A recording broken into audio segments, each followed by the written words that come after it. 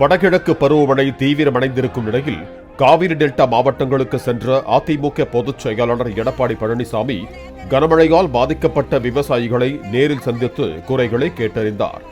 தஞ்சாவூர் மாவட்டம் காட்டூரில் கொட்டும் மழையிலும் நெல் கொள்முதல் நிலையங்களில் ஆய்வு செய்த எடப்பாடி பழனிசாமியின் காலில் விழுந்து மூதாட்டி ஒருவர் பயிரிட்ட நெற்கள் அனைத்தும் அழுகிவிட்டதாக கண்ணீர் மல்க தெரிவித்தார்.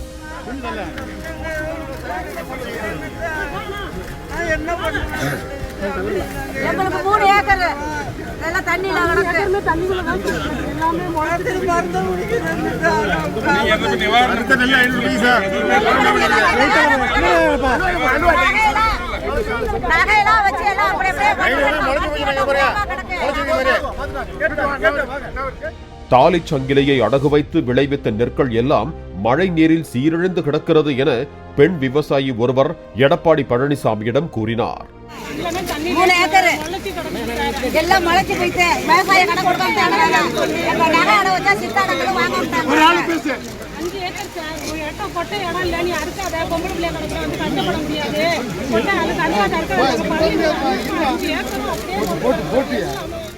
மழையில் நனைந்து நெல் கொள்முதல் நிலையங்களில் முளைவிட்டு கிடந்த நெற்களை பார்வையிட்ட இபிஎஸ்ஸிடம் 2-3 வாரங்களாக கொள்முதல் நடைபெறாததால் தங்களது ஒட்டுமொத்த உழைப்பும் வீணானதாக விவசாயிகள் வேதனை தெரிவித்தனர்.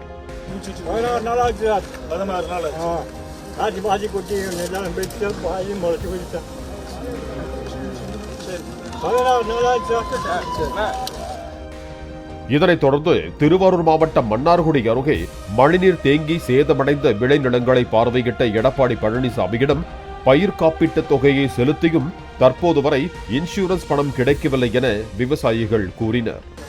அனுப்பின இன்சூரன்ஸ் பயிர் நெல் வரைக்கும் எதுக்குமே அனுப்பவே இல்லை.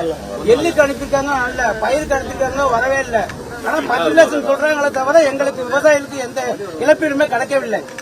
வருஷம் இன்சூரன்ஸ் வாங்கவே இல்லை.